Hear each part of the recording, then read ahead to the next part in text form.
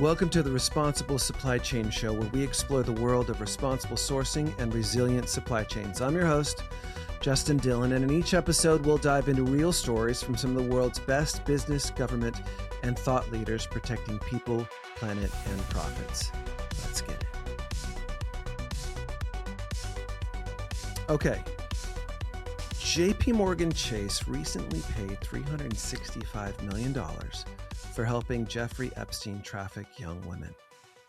The bank wasn't accused of directly trafficking anyone, but for 15 years, they processed Epstein's payments, ignored red flags, and kept taking their fees while he used their bank to fund his sex trafficking operation. The judge ruled that they either knew or should have known what Epstein was doing, and that made them liable under federal trafficking law. That phrase, should have known, just cost them $250 million. My guest has spent 16 years on trafficking cases and knows exactly how prosecutors build these cases. She is a clinical professor of law at the University of Michigan and the founding director of the law school's Human Trafficking Clinic. She just published groundbreaking research showing how her law students traced onions picked using forced labor from United States-based farms that went straight to grocery store shelves using nothing but public records and laptops. She has also served as an expert witness on several major trafficking cases, including the one involving Jeffrey Epstein. For anyone working in procurement or responsible sourcing, the legal standard has shifted under your feet. Bridgette Carr, welcome to the Responsible Supply Chain Show. It's a delight. I'm so excited to have this conversation. Let's jump right into it. First of all, where am I finding you today? Ann Arbor, Michigan. I am a law professor at the University of Michigan Law School. Classes are over here, so we are beginning our summer once the weather catches up. And we just wrapped a semester, so it's a nice time for me. People don't get how magical summer in Michigan is. It's like they don't. It's a secret. Shh, let's cut this part. Like, don't put this part in, right? It is. Summers in Michigan are absolutely amazing. So, good to have you here. So let's jump right into it. We have been seeing a number of cases around human trafficking in relations to business over the last few years, and I just have a straight question. You and I've been in a lot of the same conferences, a lot of the same rooms over the years. Are we getting anywhere? I think so. I mean, if you had asked me 10 years ago on this podcast, would JP Morgan Chase and Deutsche Bank and financial institutions ever be touched by civil liability for banking someone who was trafficking people? I would have said, no, we're not there. I can't conceptualize the case. What would that look like? And that's real, right? There was, they weren't found guilty, they settled. But the idea that financial institutions are within the ambit of the Trafficking Act civil liability law is really wonderful, right? I mean, when I think about the trafficking law, what I love about it, what I love about being a lawyer, right, is that you're like a superhero that has like all these tools in your tool belt. And what I love about the trafficking tool is it's really recognizing that there are certain types of exploitation that exist within an economic ecosystem. And the trafficking law invites us to look at that ecosystem and say, hey, who else kind of knew about this and said, I'm not going to do anything. I'm just going to take my money off the top. And I love that invitation as an advocate, because so often the narratives around exploitation are a bad person did something, not an ecosystem enabled an environment of exploitation. Okay. So obviously we're talking about the Epstein case. When people go into law and they want to change the world, you've become the archetype of that. You've kind of, I'm just going to say it. You don't have to, you can just sit there, take it. But really, fighting crime, fighting for justice. I think people need to hear that the courts and the law sometimes do work and work well and as intended. This is encouraging news to see that this isn't about slowing down commerce. This is about ripping out the bad guys out of a commercial system. Am I correct? Yes. And I think it's not, yes, I was referencing the Epstein case. But it's not just financial institutions. It's the Mm. settlement involving, Olympic athletes. It's recognizing that, when people benefit financially off of bodies of athletes, right? When medals Say and more. money are What on is the this? table. I don't think we know about that case. Tell us about that. Yeah, so there are a number of cases filed. Some were filed as sex trafficking claims Mhm. about the sort of systematic sexual abuse of a number of athletes in lots of different sports. Mm. And then there were labor trafficking claims added to these. And I believe they're labor trafficking claims because the idea is if you are an Olympic athlete, and you might not be an Olympic athlete, Justin, but if you are an Olympic athlete and you have a sport you've worked in, when it's time to go to the Olympics, you don't get to pick your coach or your Mm. trainer or your medical doctor or where you train.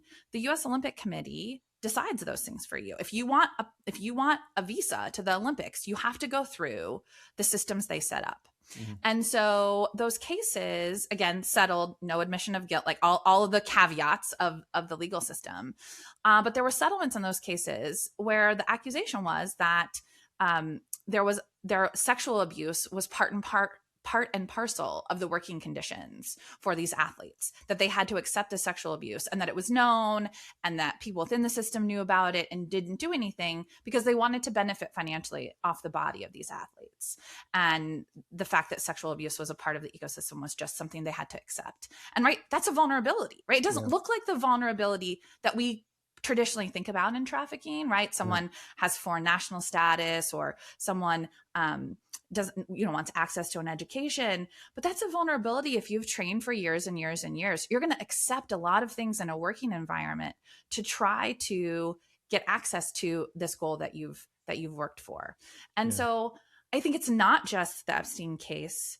We're seeing really interesting things happening with Mohammed Al Fayed and Harrods in the UK, Hmm. where the UK government has finally recognized that what happened to the women there was human trafficking and not just the bad acts of one individual person. What happened there? And so it's a complex case, but it is alleged that Mohammed Al Fayed and his brothers would use Harrods and other entities to identify women that they would then sexually abuse, right? Using the HR processes Hmm. and other things. And so again, it's this idea, the more we can get away from there are these individual bad people and instead say, what incentives exist in ecosystems that facilitate the financial benefit off of exploitation. Hmm. And that's really what I hope we can talk about in the trafficking world, right? Because so often we're just talking about Epstein, right? Yeah, sure. But really, there's so many parts of the ecosystem he built that could have stopped the trafficking or at least disrupted it, something like that. And we're not doing enough talking, I think, about the rest Yeah. of those pieces. Yeah. And that's what I really love about the civil liability provisions of the trafficking law, because it says, like, it's not just about the person. It's Yeah. about who else is there, who else is making Yeah. a financial benefit. Yeah.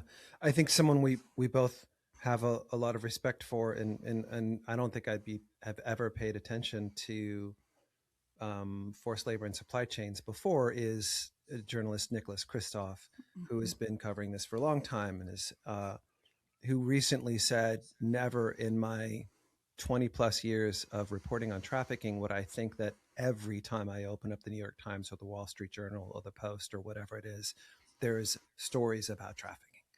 Never did he think that this would surface.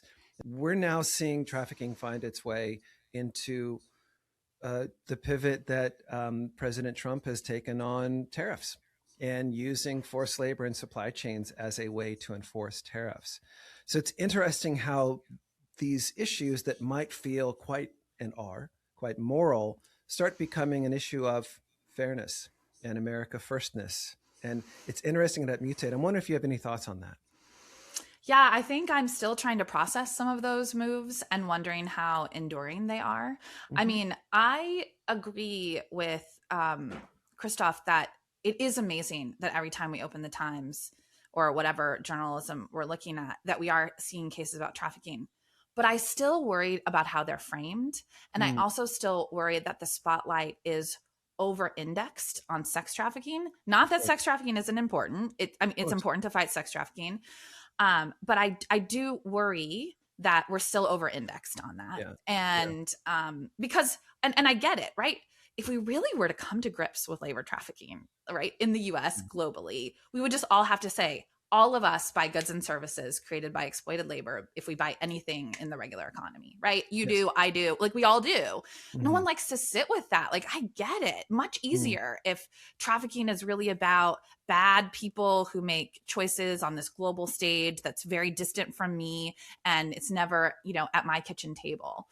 And Mm. so I think it's, but if until we get the kitchen table conversation, right? Until we stop talking about trafficking as a unicorn, and in many ways, Epstein is a unicorn, Mm. right? His wealth, his power, his access, Mhm. and so until we stop talking about unicorns, I think we're just still missing the mark generally. Don't you think that so much of the energy that's been put around uh, this story around Epstein, which is a long and continually revealing story, isn't it a story about bystanders? Because the conversation around Epstein is, well, who knew? Who was around? And it's about this, like, the nuclear blast zone, and where does complicity fall within proximity? And so most people are not willingly participating, but they might unknowingly be participating, like you and I are. And I've been raising my hand in the marketplace for years, like, I unwillfully participate in this, Yes. but we're building intelligence and visibility to be able to reduce that. Isn't this conversation about bystanders? And isn't this Yes. conversation about, where do we sit in that concentric Yes. circle?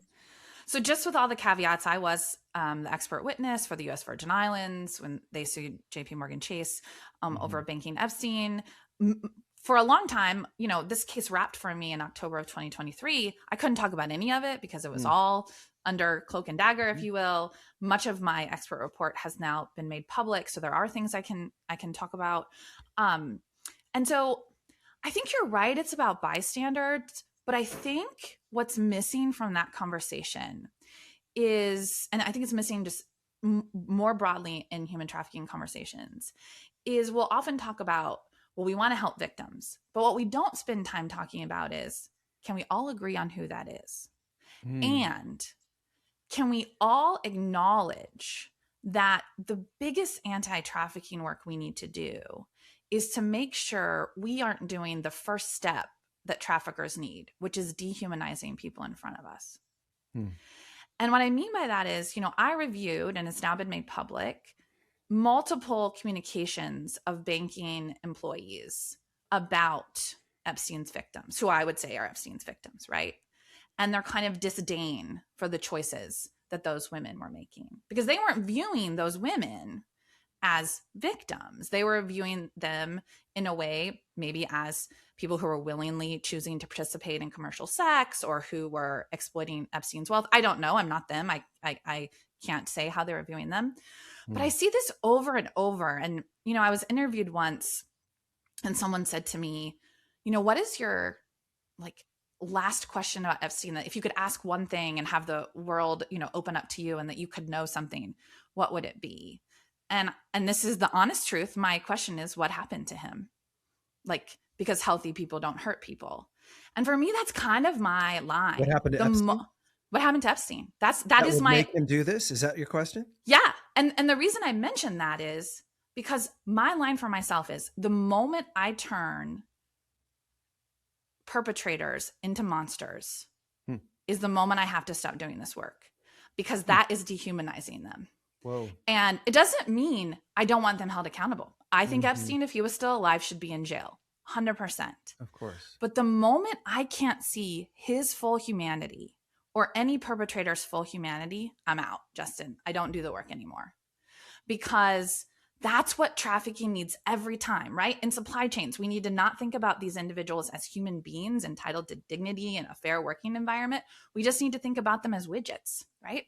Like, we need, if I'm banking, I need to, like, judge the choices these women are making, right? Like, that's the first step. That's what traffickers bank on, is that we will stop seeing people in their full humanity. And so, yes, it's bystander, but it's bigger than that. Mm-hmm. It's that we are willing to so quickly other the people in front of us. Jeez, that's a lot. And even for Sorry. me, that's a lot. That's a lot. No, I just my mind and my heart are breaking at the same time around this. I think for the listeners of this show would fully agree with you on this. They're looking at supply chains that they cannot see the people. They see numbers and spreadsheets. And yet they know, because of the intelligence that they're getting and because of the regulations that they face, that there are problems out there, the quote unquote needles in haystacks. Yes. And bringing this humanity of there are people whose choices, back whether it's the Olympic athletes or the people in the Virgin Islands, there are people whose choices have been taken away from them and are now forced to do things that benefit others and don't benefit themselves. Is that so? How do we you tell me how to help the responsible sourcing manager at, such and such Yeah. multinational be able to carry these two things at once? I need to reduce risk in my supply chain, which is a numbers game, and I need to see people in my supply chain, which is a human game. How do you give me some guidance about how to help those folks? Well, I mean, I think one of them is I think that the best way to reduce risk is to see humans, right? The How do you moment do that? so I think one of them is, you know, my law students and I worked on a big project about this, is just stopping pretending that everything is opaque. And let me just step back from that. Complexity is not the same thing as opacity. And I want to be really, really, really clear about that, right? Mm, Things can be deeply complex and have thousands to millions of data points. That does not mean the same thing as being opaque. And I think that our legal system in many ways, our disclosure requirements in many ways, like our public narratives in many ways have like substituted opacity for complexity. mm, And part of the reason is, as someone who, and I appreciate your kind words about my legal career, I am just a first generation college student from rural Route 7 in northern Indiana. come on. So That's great. uh but I think, as someone who spent my legal career representing both sex trafficking survivors and labor trafficking survivors, and hearing people talk about, well, it's just impossible to know things, and whether that's in a hotel room where a sex trafficking survivor is being, exploited, or, someone in a supply chain, I just always had this immediate visceral reaction of, my sex trafficking clients aren't performing sex acts on themselves, right? There are more people involved. Mhm. And then when I think about farm workers, which is much of what the research we've been doing is on, the product they pick goes through hundreds, if not 1,000 sets of eyes and ears and hands, right? Like there is no problem with seeing, touching, looking, learning, right? And so when there was the Operation Blooming Onion Yeah. indictment, Yes. yeah, Can you that talk about was that? sure. This is a project that you Yes. guys have just, yeah. Yes. So Operation Blooming Onion was one of the US's largest forced labor prosecutions in the US. It found that over 100 migrant workers were held in Georgia's onion fields. 24 people indicted, and involved lots of money and different people. And we don't have enough time to go into all of the Sure. convictions and plea deals and all that. Just to say, there's no question that labor trafficking existed here, and a number of the primary perpetrators were held accountable. Hmm. Fantastic win, right? Like, great. The moment, though, that I started thinking more about this case, I was like, that's fantastic. I'm really, really glad that those people are being held accountable. But why aren't we having a conversation about where those farm products ended up? And so we all started, talking, and I said, well, you know what I do have? I can't answer that question why, but I have a lot of law students I can put to work, right? I built my career on a lot of law students I can put to work. Hmm. And so we really began to play with this question of not relying on company disclosure and not relying on worker disclosure. To do what? Just to see if we could see into the supply chain. Could I answer the question To of trace the supply chain is what you're saying. yeah, like, where did those onions end up? Like, why are we not talking about the companies that end up buying them? Again, I'm not saying those companies should be held legally culpable for knowing about the trafficking and financially benefiting. That's like a different analysis. I'd have to know a lot more facts. Yeah. But why did they escape even mere mention in the media that they were procuring exploited goods? Like the media never even mentioned them. So this And is it's because is this post case or is this? Yes, Okay. post case. I have never represented anyone involved in Operation Blooming Onion. I don't know any of the workers. I am taking on this project the way anyone could, right? Just what can I Google, right? Like what can I Google is the question. Like, hey, I see a problem. I see a judgment. I want to see if me and a bunch of law students with laptops, and that's it. No access to shipping records, Nothing. No access to proprietary data. We're going to see if we can trace this case / supply chain. Okay. Yes. Got it. And also I had been on calls with folks who worked on Operation Blooming Onion. They're like, yeah, we don't know where they went. We don't. And when you look at, separate, when you look at market share for the amount of Vidalia onions that are produced by these farms, the answer would be they're everywhere, right? But we don't get that. But so the law students just started like the painful work of doing all sorts of things. We started with the H-2A filing. So when you want farm workers to work on your farm, you kind of apply for, I want 20 farm workers, if you will. And the Department of Labor publicly posts those requests from farms. Okay. So we were able to look at the indictment, look at the places that the onions were grown where this exploited work happened, and then pull those H-2A publicly available Department of Labor website, pull those H-2A orders, and then start gathering addresses that told us, this is essentially the origination site. This is the soil. So we have tons of addresses, but this is the soil. This is where it started. And then we said, okay, see if we can figure out where it ends up. I have to say, I never knew I would be so grateful to every person who ever left a 1-star review of a vegetable, right? Because people who post online complaints about their produce became some of our best sources of information. So we have this. Yeah, I know. Who would have known? Right. Here's to the complainers. Here's to the complainers. We love you. Yeah. You know who else we love? Keep it up. We love people who have barns at their farm where they post the logos of the companies they sell to. And Google Maps, when you do the turn the little person around, click. No. Yeah. So, right.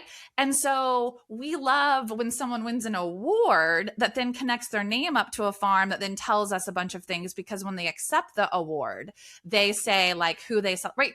So it was all there. Right? It was all there. And so through the work, students traced roughly 3/4, so 75% approximately, of the implicated farms to national grocery stores. Okay. Now, we weren't looking for 100%. What we were really looking for was just this idea that opacity exists is wrong. It's just complex, right? There's lots of data points. It takes time. It takes will. It takes reason. Will. Yeah. All of those things. Now, we're separately working on can we automate what we did? Is it possible to do that? But I have some thoughts on that. Yeah, I'm sure you do. Look, I have a day job that's not this. Let me just say, we should talk. Yeah. But it also became this idea that when you think about the fact that when there's a foodborne illness outbreak, an E. coli outbreak, if you will, we're able to trace the head of lettuce from the supermarket shelf to the farm within 48 hours, right? So again, there's a reason. Because there's will. So if true opacity existed, foodborne illness could not be traced in that way. If true opacity, so I'm not saying that this work that we did in the clinic is oh my gosh, we've solved all the supply chain problems. That's not it. It's really just an attempt to get folks to start talking about complexity. And then also, hopefully, to say now in the age of AI, right? In the age of more access, not that AI is perfect, all of those things, but how might that complexity be battled, right? In a way, the advocate in me, right, battled in a way that actually helps reduce exploitation or helps hold accountable people who are choosing to dehumanize the person in front of them, know it, and are like, I still want the money. Yeah. And so but I actually, your opening point about like, I have so much empathy for people doing procurement work, because I think the hardest thing to do would be to hold the humanity of the workers 18 levels down the line. Of course. When in many ways, like, that's the biggest ask. Yeah, but it's that's like the biggest President ask. Johnson, I've got all the responsibility, but none of the power, right? All the responsibility for the supply chain, but none of the power. And I think that's what we're always trying to help the companies we work with get, that they need power. They just need, it's that famous story about when Martin Luther King went in to talk to LBJ and said, LBJ gave that excuse and he walked out and said, we got to get that man some power. And that's when they started the Selma work. So like, you've got to get that power coming from on top. Now what's interesting, and I want to get to this, definitely want to get into the AI part of it, is like, we do have a reason to challenge the complexity problem. We have the technology. Yes. Technology is this. I mean, you proved you could do it with eager law students and laptops, right? Yes. Forget AI, forget all the rest of it. Like, all of it. Did it like you just raw dogged it. Yep. So, it's to your point. I think you've proven a point, and I think most companies are starting to get that. They're I don't want to say waking up, but I would say they're growing into a world where that used to say, hey, it's complex. There's no reason to understand your supply chain. Don't ask, don't tell. You pick your reason, right? We're just not, we don't need it. The need to understand what's going on in your supply chain well exceeds human rights exploitation. We're talking geopolitical, we're talking, water, we're talking energy. And what I love about this time that we're living in is the moral case that led us to do a lot of the work that we do is now becoming a business case. And when those two things come together, and by the way, they don't stay together very often, but when they do, that's the time to change the way things work. So you are now moving into, AI ethics and that's a kind of like this next phase. I'm super excited to see all the work that you're going to do there. But knowing that, it would seem like you've got a lot of perspective around complexity and the complexity that AI solves for. Is there any guidance you can give our listeners around what you're seeing around this super intelligence that we now have and this kind of old world complexity that frankly no longer exists? Yeah. I mean, I think my hope is that, I am not someone who wants to sue every company on the planet. That's not my hope. My hope is actually we do enough key cases that we change the risk management perspective, that it becomes more expensive to use exploited labor. I actually think right now it probably, unfortunately, there are tons of incentives to use exploited labor. Like I actually think the incentive structures are wrong right now. And so I don't want litigation to be pounding everyone. But what I do want, I want when that indictment happens in the future, I want reporters saying, who bought these onions? Mm-hmm. What companies, right?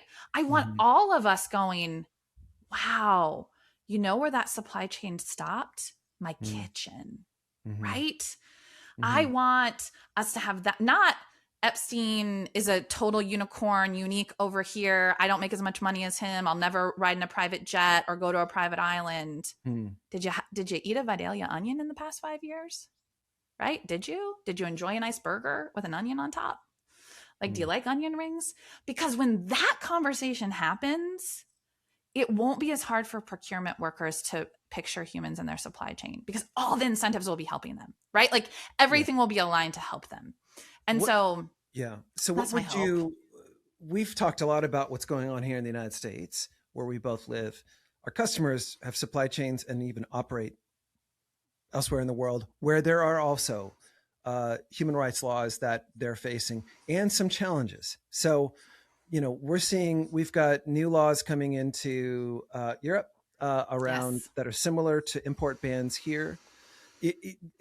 And I think, and it's very natural for U.S. companies doing business in Europe, whether you are headquartered out of there or not, to be thinking about how much complexity do I need to reduce in my supply chain, but not overwhelm us with too much information? That is, and that's real. I have a lot of empathy for that. Yes, me too. I was on a call this morning with someone who's like, wow, Justin, that's a lot of data you're providing. I'm like, it is. And it has the benefit of all being true. So what are we going to do about it? Right? Because what people are scared of is creating a bunch of choices that they then have to make that they're not ready for.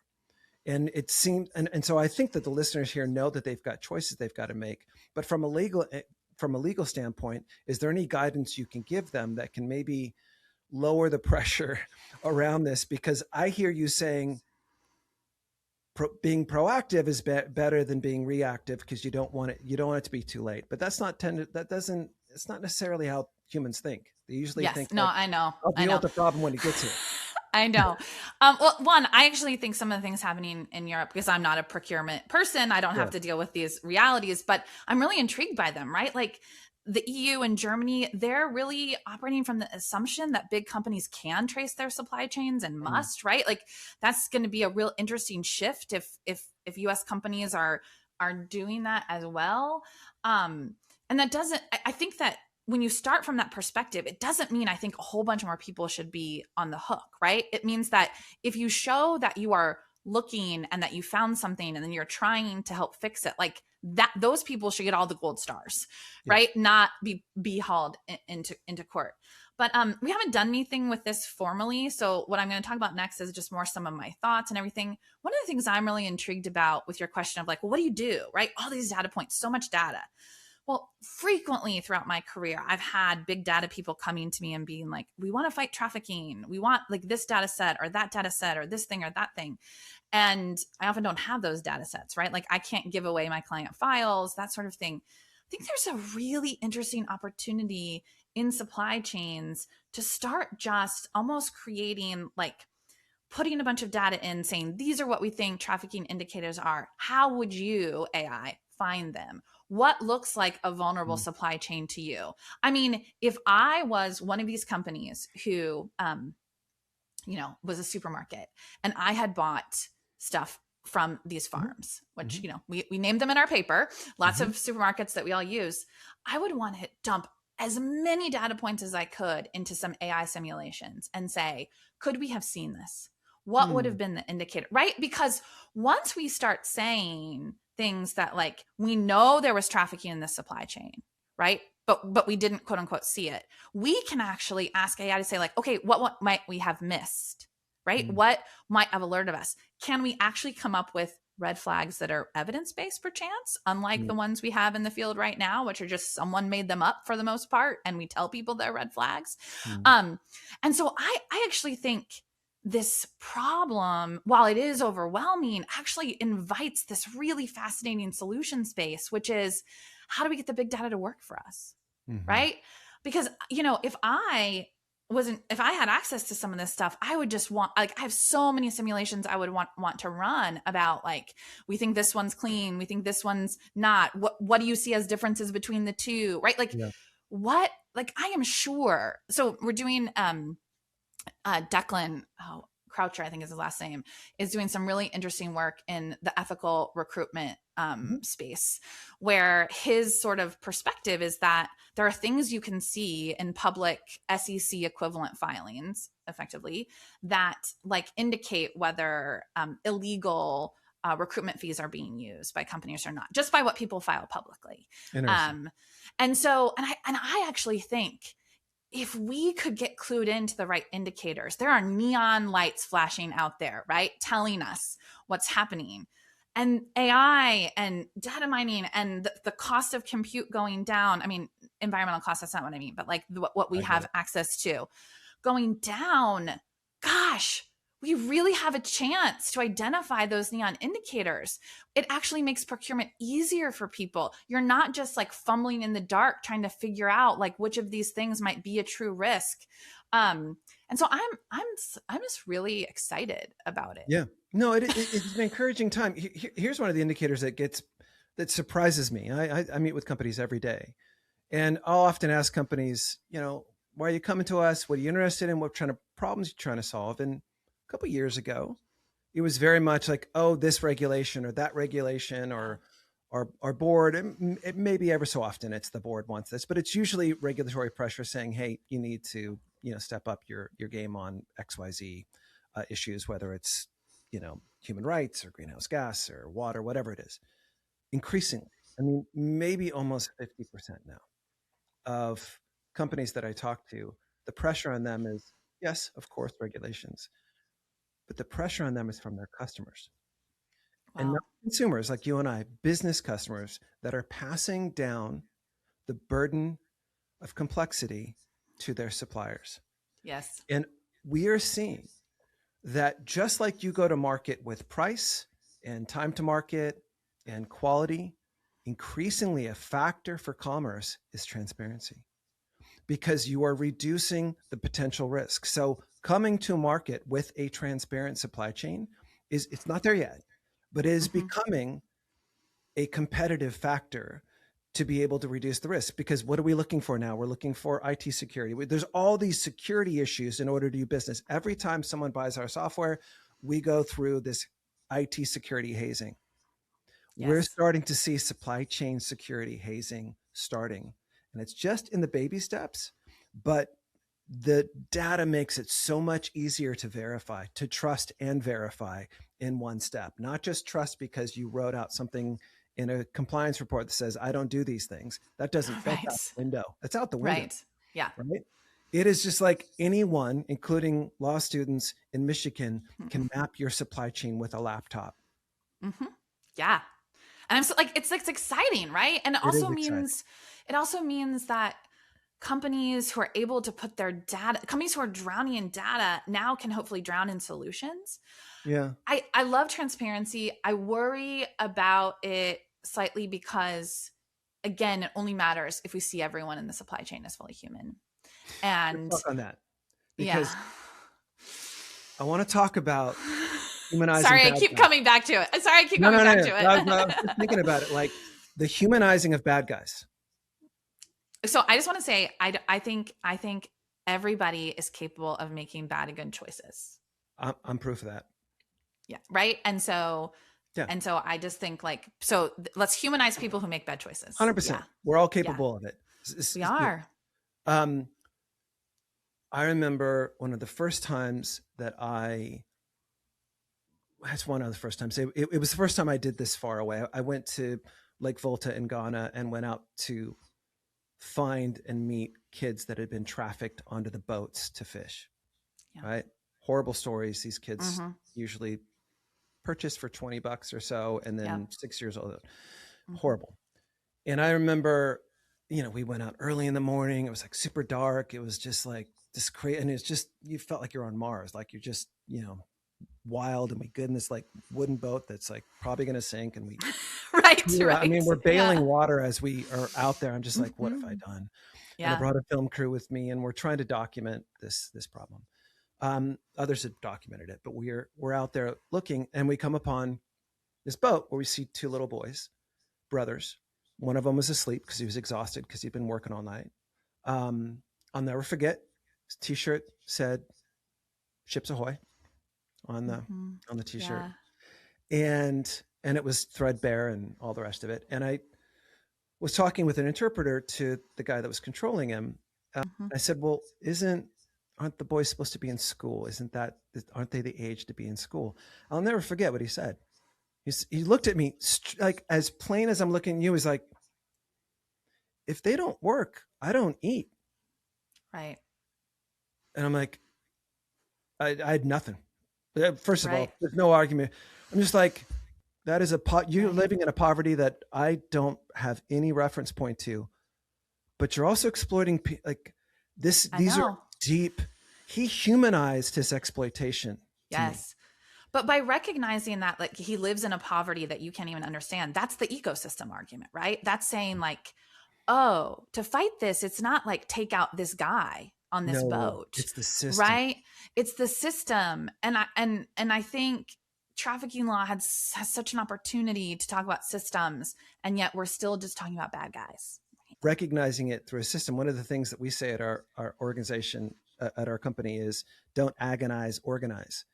And it's Yes. easy to just like stay in the act, like, oh my God, this is terrible and I'll never fix it. It's like, what I get so encouraged is seeing our customers map their supply chain. They can now map it 10 tiers back. They can see these challenges and then having human conversations about trust. Because really, what is commerce? It is trading across trust.